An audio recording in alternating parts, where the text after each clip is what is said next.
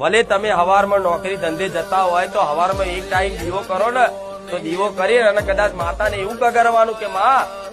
આ જે નોકરી ધંધો કરું છું ને માં,